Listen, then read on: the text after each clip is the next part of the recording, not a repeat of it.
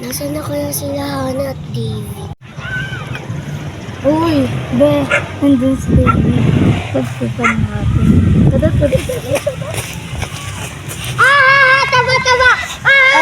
Taba! Taba! Walang papa!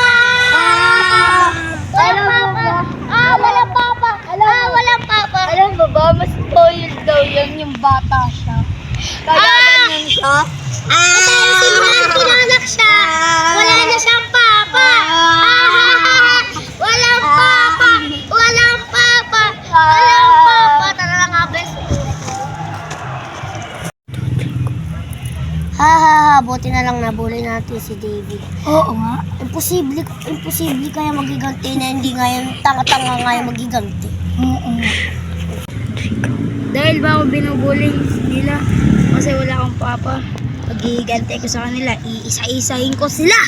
Uy, wala.